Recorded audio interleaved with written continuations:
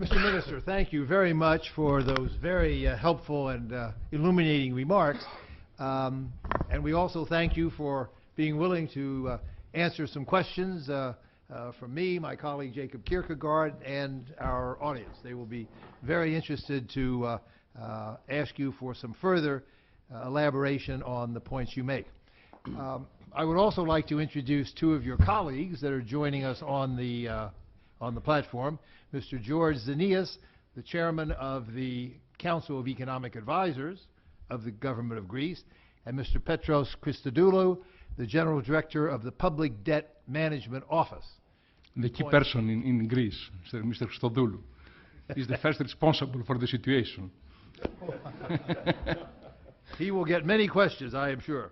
Mr. Minister, let me start off by asking you a bit about the domestic politics of this issue in Greece. Yes. You have outlined the very ambitious adjustment program, reform program that your government has adopted. You've now agreed with your European colleagues and, I presume, with the International Monetary Fund to carry out that program.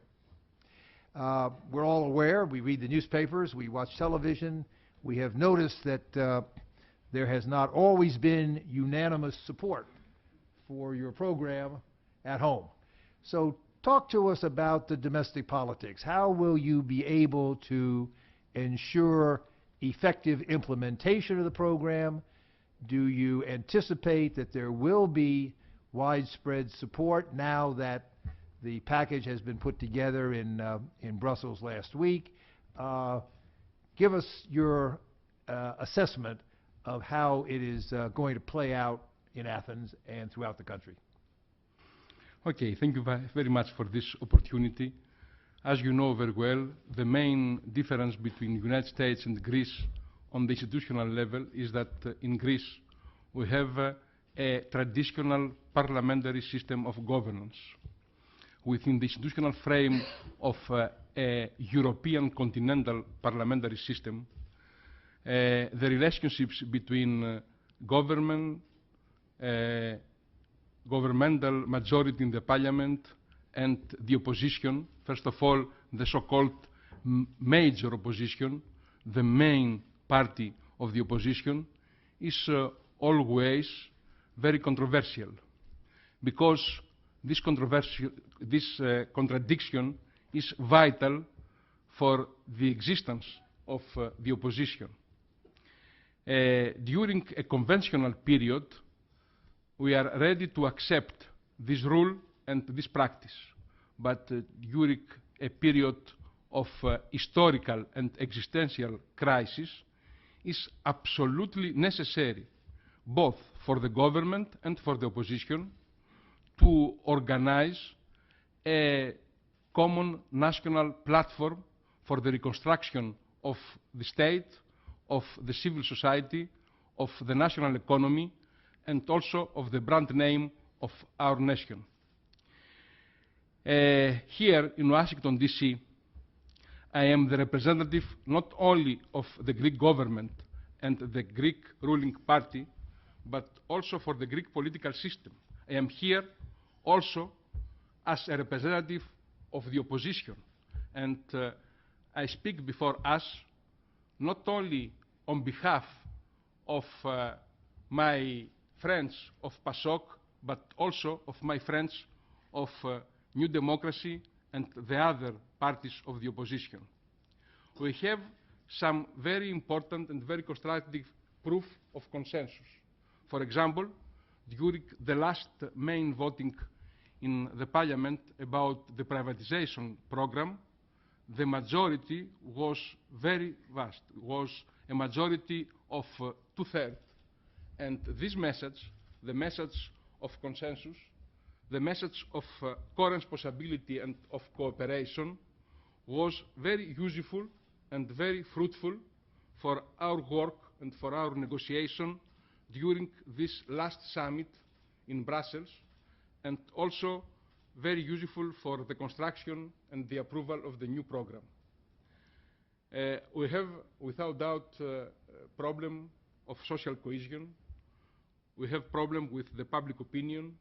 It's very difficult to implement a program with sacrifices. It's very difficult to cut revenues. It's very difficult to reduce pensions. It's very difficult to organize the new opportunity for the country through a huge unemployment. It's very difficult to present a new national narration before the young generation. And because of that, we need the so-called national unity in Greece. In Greece, we talk very often about national unity. National unity is the political consensus, and about social cohesion.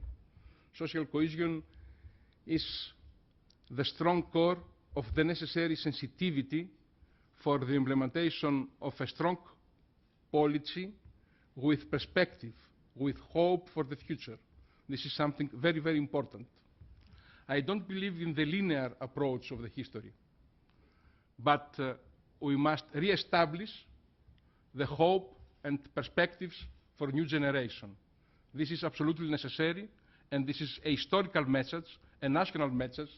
It's not a message from the government, but a message from the Hellenic nation to the international community. And this meeting, thanks to you, is a great opportunity for me, on behalf of the Greek nation, to send this very clear, this crystal clear message.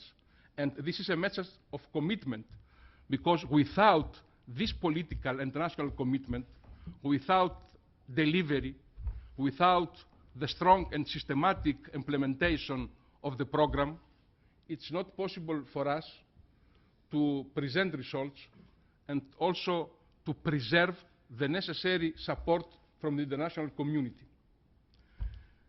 The commitment, the delivery, the execution of the program, the implementation is our contribution in this very huge and very ambitious program. Thank you. Thank you very much. You mentioned the privatizations, and I'd like to ask a little more about that as one specific element of your program. The IMF and others have estimated that you have a very large amount of assets that might possibly be privatized. Much more, in fact, than your programs have included so far. So looking for optimistic possibilities, is this an area where you might overperform, where you might be able to raise more revenues and achieve more success? This is my personal target. Tell us a little bit about that. How do you see the privatizations, the timing? What elements would be in the forefront of that effort?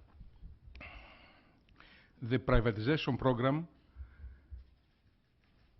is, first of all, a program of structural changes. The Greek state, the Greek public sector, is a traditional one with unacceptable dimensions according to a modern model for the organization of the state and the public sector.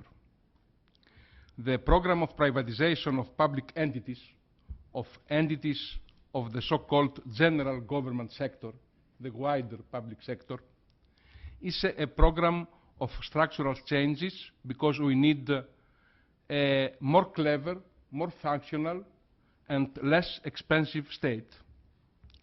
This program of privatization as program of structural changes is absolutely vital for our budget, and also absolutely viable in order to achieve the main fiscal target for primary surplus as soon as possible from the next year. But we have also the commitment and the obligation to contribute in the program for the financial needs of our country during the period until 2014, until July 2014, because the new program has three main pillars. The first main pillar is the new official support from Eurozone, from ECB, from EFSF, and also from IMF. The second pillar is the private sector involvement. The third pillar is our own contribution through privatization. We need an amount of 28 billion euros by July 2014 for financial reasons, but also for structural reasons. We have also a second stage, an additional amount of 22 billion euros from 2014 until 2015. This second stage, the second chapter, is also very important for financing the new debt buyback mechanism. This new mechanism, under the auspices of EFSF, is a very important mechanism because we need a cut, reduce of the nominal burden of our public debt. The list of privatization is very ambitious but also very functional. I can make another distinction between privatization of entities, of so-called public companies, or of public rights, and the privatization on the very attractive field of the real estate, because the property of the state is very huge. We have some estimations, very ambitious, and we have also a very big real estate property of private entities, and this field, the field of real estate, is also very important for foreign investors in Greece, in combination with our main sectors of our real economy. I start always with tourism, but also for energy, on the field of energy. The privatization program is very, very attractive, and also we can organize new fields, we can prepare new offers, but we take the role of seller. We need buyers, because in order to construct a new market, it's absolutely necessary to organize these relationships between offer and demand, and because of that, this occasion is very important for me to make this public announcement before an American audience of high quality, because we need not only the support of our European partners, but also the support from the United States, and first of all, the support of our Greek-American people here in Ουάσιγκτον, D.C. and in the United States. So all those who would like to buy can come up to the front at the end of the meeting. We at the Institute will ask only for a 10% finder's fee as part of the arrangement, Mr. Minister. Let me just ask one more question, then we'll open it up.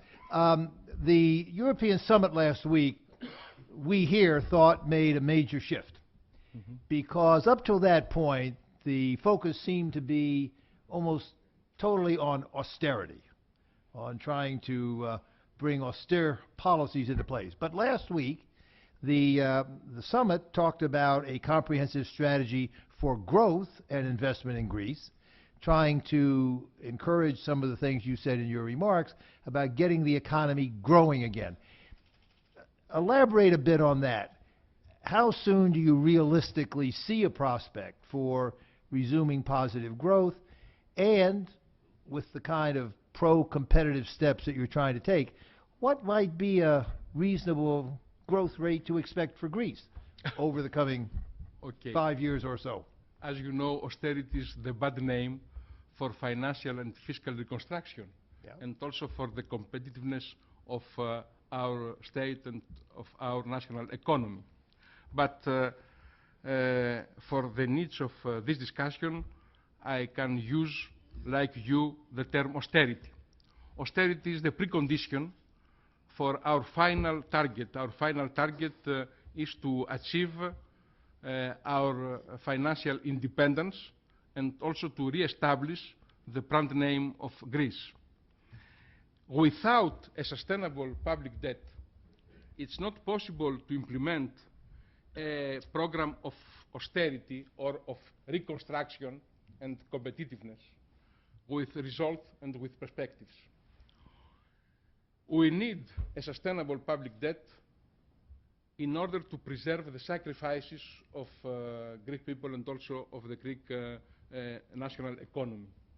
And now we have a very important and very constructive common understanding with our partners, with Eurozone, with European Commission, with ECB, with IMF, about the need and the priority to make the Greek public debt sustainable. And now we have new instruments, new measures, new guarantees for the sustainability of Greek public debt. This is the precondition for the successful implementation of the austerity program. On the other hand, the privatization program is the program of structural changes and also a very important fund, so-called fund, for this new date-back mechanism and also for the necessary breakthrough, because without new elements and new instruments, it's not possible to organize this breakthrough. Okay, let me ask my colleague Jacob Kierkegaard if he has a follow-up question, and then we'll open it up to the floor.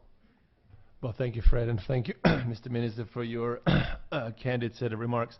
I guess just following up on Fred's question regarding the prospects for growth, you mentioned the Marshall Plan and perhaps as much as 20 billion available from the European Commission structural funds and the European investment banks, with very limited, if any, in fact, domestic Greek co-financing requirements. So I guess I'm wondering if you could be slightly more specific about how are you going to make this money go to work? What is the sectors that you envision where actually you could have the maximum growth enhancing impact of 20 billion, or as you mentioned, up to 20 billion euros? Is it solar energy? Is it infrastructure investments? What are some of the sectors where we can expect the Greek government to try to put these money to work to kickstart growth? Oh, thank you very much. I have 2 points. The first point is that the new elements of the public discussion within the European Union about the so-called European Marshall Plan for Greece is that according to the new rules of the European Union, especially for Greece, we can use the European funds without national contribution for the first period, for the next 5 years. This is very important for our budget and also for our real economy. This is the main new element, the possibility to use European funds without Greek national contribution. This is the main change. The second point is about the sectors. The first sector, the first field, is always the different infrastructures, because we have until now some deficits on infrastructures. The second field is without doubt energy. The third, tourism. And of course, we have before us the great challenge for the real estate. I repeat the same answer. I don't know if my answer is clear for you. Okay. Thank you very much. Okay, the floor is open. We've got 2 standing microphones. We've got the traveling mic. And so please identify yourself and then fire away. Ian. Ian Talley, Dow Jones. Thank you for taking the time to come here. So by your own estimates, the debt swap would reduce the debt to GDP ratio about 10 to 12 percentage points. with debt sustainability, or sorry, the debt to GDP ratio is supposed to peak at 172%. 12 percentage points would make it 160. I'm wondering, how is that still sustainable? And then just wondering if you can give any timing on the bond swap agreement. Did you officially ask the IMF for a second loan today? Okay.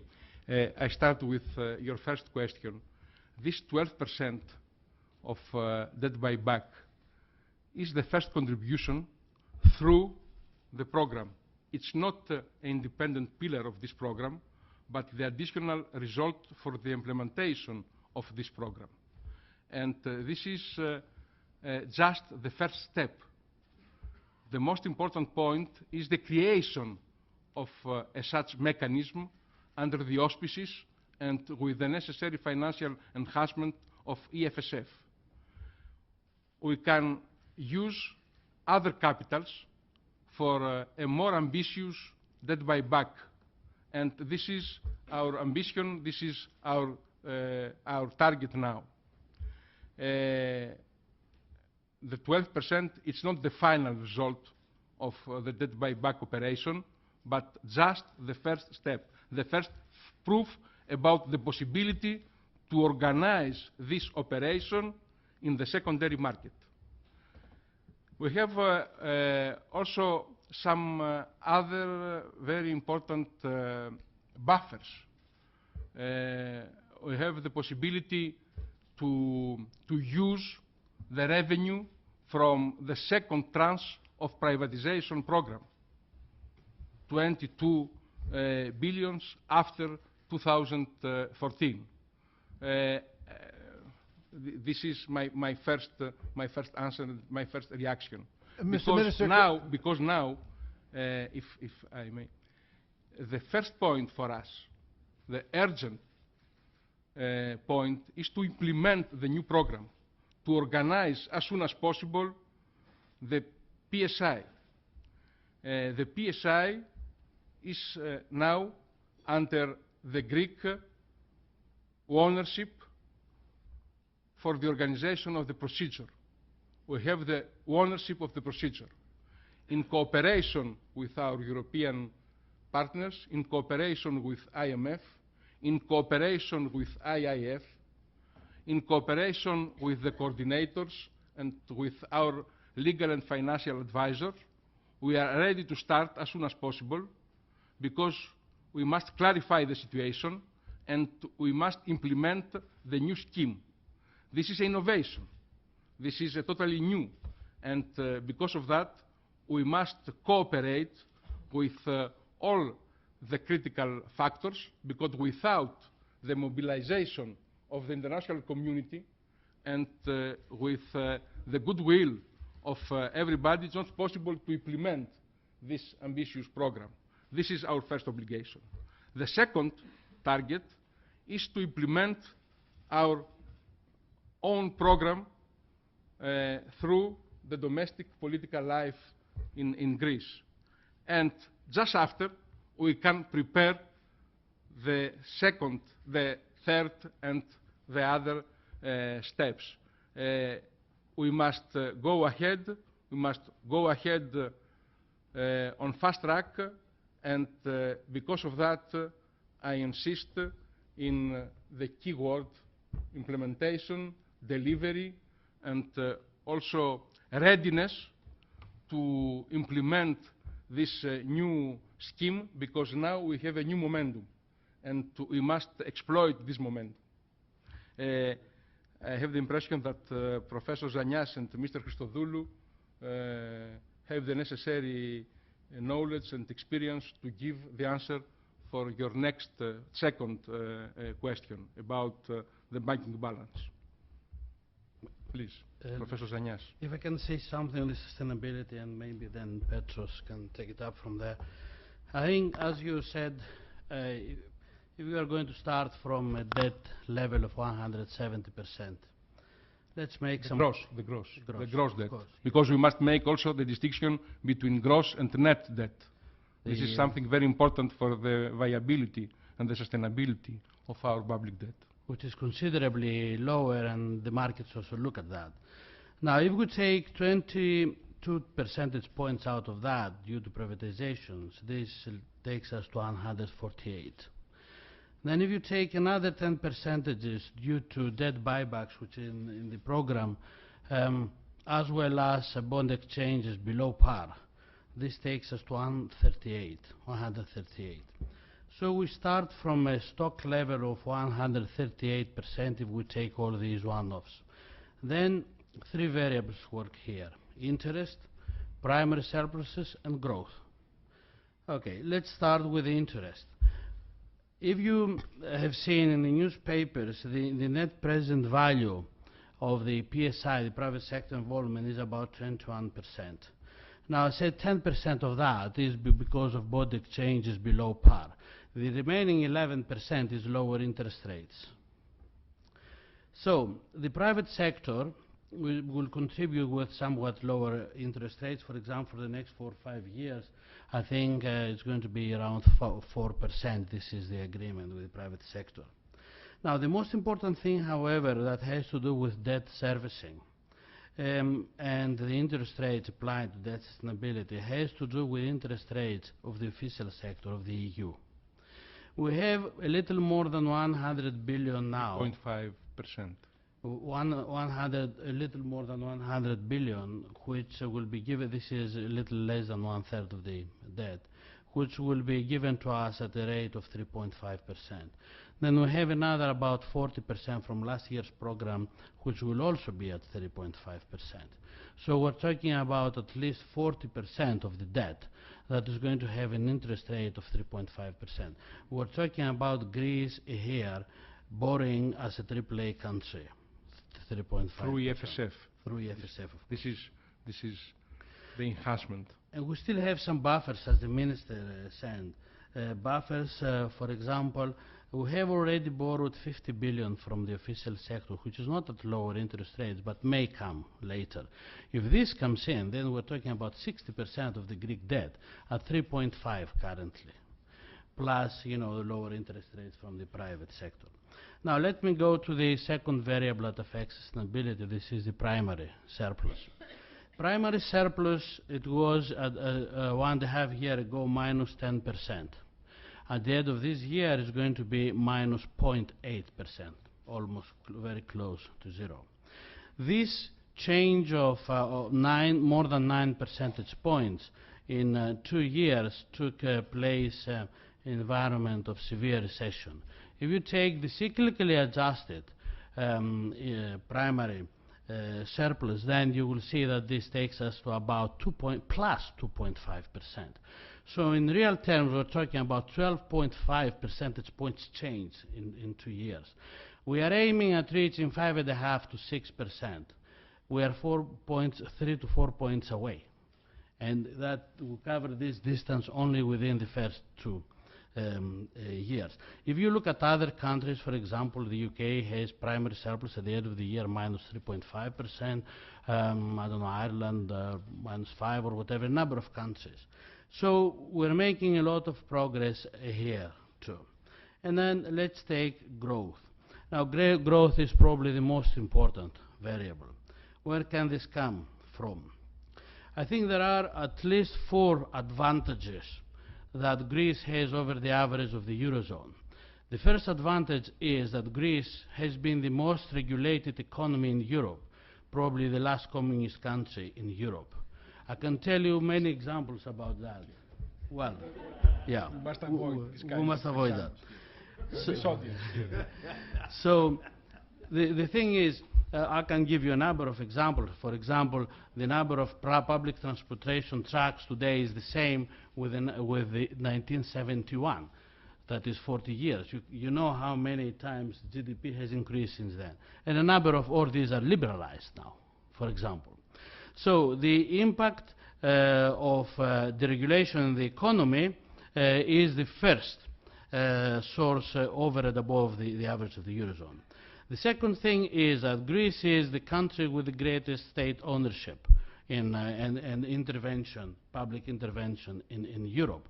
Now, by selling all these assets, we are introducing, apart from reducing the stock of debt, we are introducing efficiency also in the economy. No other country in Europe has this advantage that Greece has. Then, for example, we have the lowest labor participation in Europe. I mean, I think between 6 or 7 percentage points lower than the average in the EU. And I'll give you a fourth factor that I think can contribute a lot. We have the largest underground economy. Why this may be an advantage? Because this is a big potential pool where to pull resources from, and in this way lowers the average taxation of the formal sector. So I think for these reasons, thank you. The answer to your last question about the PSI and the time frame. You appreciate that such an operation of monumental size is taking time to put together. There are very many parties involved in Europe on this side of the pond. I think by the middle of this week there will be a press release that will cover the main structure and body of the team that will eventually carry out this effort. And the IMF loan request? Sorry? He's just asking for the IMF loan request. If you have made that request. There's not been a request, and even had there been a request, you wouldn't know it now anyhow. So it's a good try. Okay, next question. It's Ben Potter from the Australian Financial Review. Thank you very much for the opportunity.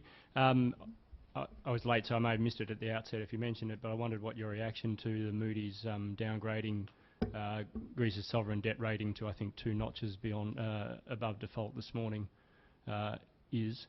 And I'm also curious to know in your privatisation program, you include some, I read a year or two ago that Greece had on order from a German defence manufacturer some state-of-the-art military submarines, which it was now facing not being able to pay for, and my country is proposing to spend a lot of money manufacturing naval submarines domestically when they could perhaps be buying them on the open market if they were available. So I'd be curious to know if you could confirm that you would be open to offers on those submarines. Thank you. Okay. We can start with your first question on Moody's. The new element is the very positive motivation of the last announcement of Moody's. We have a new BAT rating with a very good and hopeful motivation.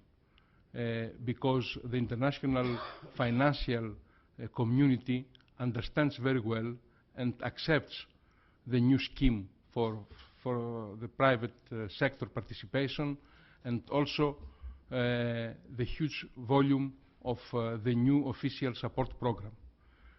For the period of the transition from the old program to the new, we have this problem with the rating agencies, but for the first time after many months we have a positive and constructive approach for the perspectives of the Greek economy, and this point is something very important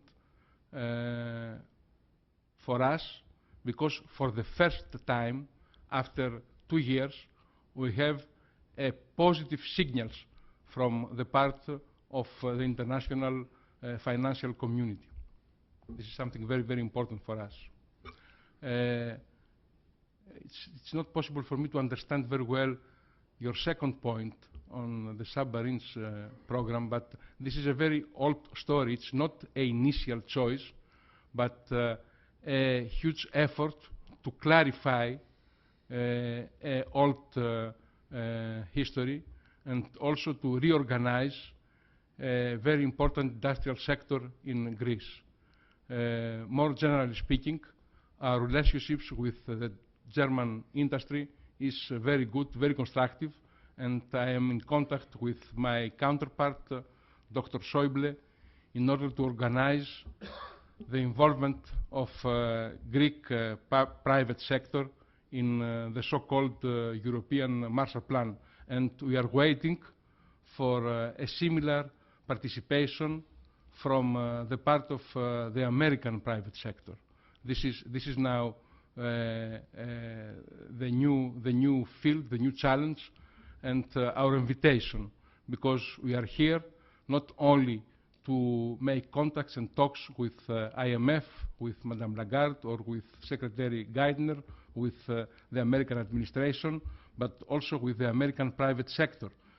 Because without the real involvement of the American private sector, it's not possible for us to implement our program, to make delivery for the privatization, and also to achieve our financial targets.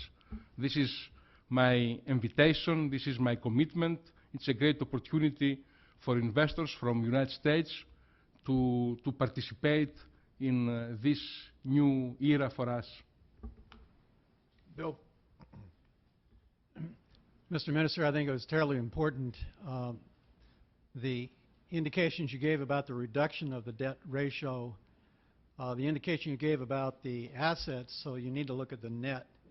I think getting the story out about debt sustainability would be very helpful, because I think the dominant view remains that the debt is unsustainable and that there will be another round of this a year from now. The particular question I have, it's a little bit difficult to see how the program isn't over-financed. Logically, the July IMF document had things working out, and it had basically the public sector was paying off amortization, the private sector. The new program has the same amount of public money coming in. It's got 10-year grace, so you don't have to worry about amortizing the public money, and you've tied up the private money. Mm-hmm. So it looks to me that like there's going to be a huge reserve fund because you're going to have more money than you need. Is it right to interpret what you've said, that you may be using some of that reserve fund to do buybacks, or am I missing something? Yeah, if you analyze the new loan, the 109 billion, you see that in there you have some deficit financing to cover. You have the money that we need to borrow to buy the great enhancement, that's 35 billion. And you have 20 billion for the beefing up of the bank capital. So the domestic financial stability fund will go from under the current scheme 10 billion size to 30 billion size, and there will be the 20 billion minimum of debt buybacks. So that's all adding up to 109. Now you appreciate these numbers were put together this past week with a sizable number of governments sitting around the table and putting down some numbers. So you may be off 2 or 3 billion up or down in each one of these numbers, right? But the key thing is that in the moment of crisis, Europe did get together with so many governments and got some numbers on the table and got agreement to them. Don't underestimate that. I know some other locations and jurisdictions where a single government cannot get their decision. Jim? No, I don't talk about this country, but in very many other jurisdictions. The new program, it's not just a loan, but a more sophisticated and more complicated scheme, because we have also 45 billion euros from the first loan facility before the new mechanism. And we need also some capitals for the recapitalization of our banking system, a very traditional banking system without many exposures, like the Irish banking system. And finally, we need the public support in order to organize the necessary enhancement for the private sector involvement. This is a very good and very balanced combination between public and private sector. This is the new the new element, the new feature of this program. And this is an innovation. We must now implement a totally new model. And because of that,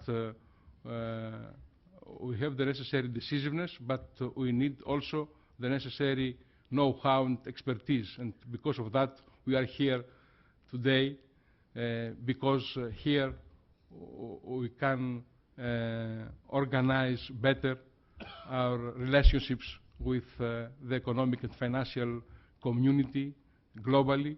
And because of that, after my meetings here in Washington, D.C., I am very optimistic about the implementation of the program and about the perspectives of our efforts. Jim? Thank you, Fred. Jim Hoagland, Washington Post. Mr. Vice President, thank you for your presentation today. I wanted to ask you to expand on a couple of remarks that you said specifically, but to do that, I wanted to ask you first about the general context of the European aid package. It's often said that some countries in Europe, Germany is often named, are actually trying to engineer a cultural change in Greece to make Greece more like Northern European countries. Yes. Is the general question, is that an acceptable goal for Greeks? The specific points have to do with your remarks about American investors and transforming Greece into an investment-friendly country was the phrase you used. Could you tell us what it is about Greece today that is not investor-friendly, how you propose to change it, and how long it will take? Thank you very much. I start with your first question, because in my capacity as professor of constitutional law, it's easier for me to give a practical and concrete answer. The first problem is the instability of the legislation, not only about the taxation system, but also about the administration support. The administrative cost in Greece is very high. According to the last estimation of our main think tanks, the administrative cost is about 10% of GDP. The same with the so-called structural overspending. According to the last academic studies, this overspending is about 30% in comparison with the best Western country on this field. Another very important factor is our justice, the administration of justice. We need a faster judicial system with some more flexible procedures.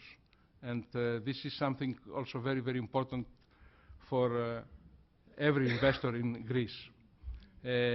Stability of legislation, a more clever and more flexible administration, and a faster justice is the triangle of our problem, and the three priorities in the list of our efforts for an investment-friendly country. Your first point is the result of your very systematic knowledge on Greece. This pedagogical approach from the European Union is obvious. As you know, Greece is a country between Occident and Orient.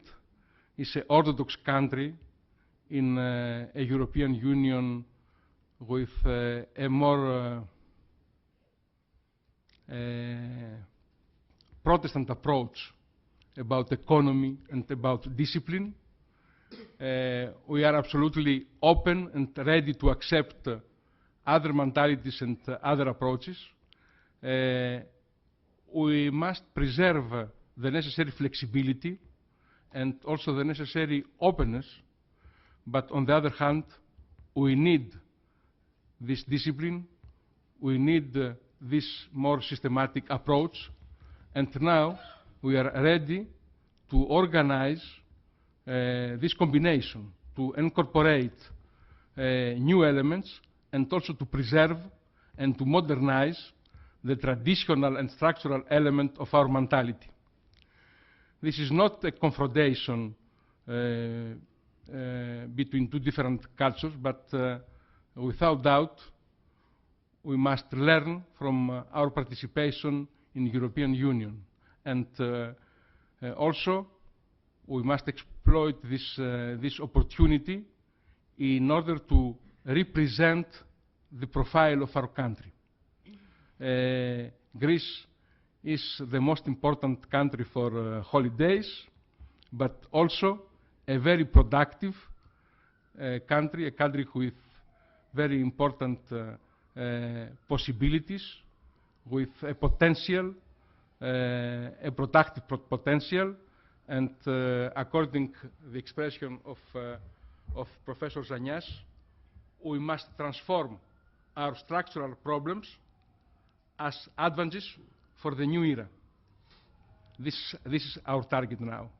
This is a very complex target because we must work on the field of the economy, on the field of our fiscal system, on the field of our public administration, on the field of our civil society, on the field of the national mentality. This is a historical effort, but we are here in order to implement a very difficult program and in order to achieve a difficult but not impossible mission. This is also the motivation for the acceptance of the proposal of the Prime Minister to appoint me as new Minister of Finance. After the experience of the Ministry of Defense, I am now on the field of the real war. The real war is the economic war, and I am here in order to win in this war. On that note, Mr. Minister, we have reached our closing hour.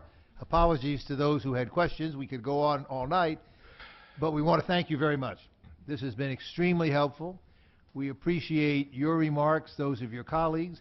We thank you for joining us at this very intense time for you. We appreciate your candor.